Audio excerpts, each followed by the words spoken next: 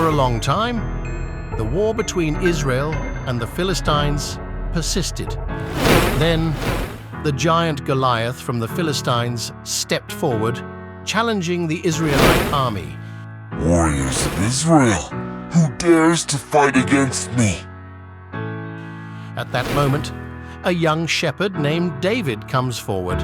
He refuses the king's armor, choosing instead to face Goliath with just 5 stones and a sling. "This battle is the Lord's." David swinging the sling, the stone flying through the air. David's faith and courage brought the giant down. A single stone secured victory for Israel. Mark the story of David and Goliath teaches us the true meaning of faith, courage, and humility. Subscribe for more stories before closing.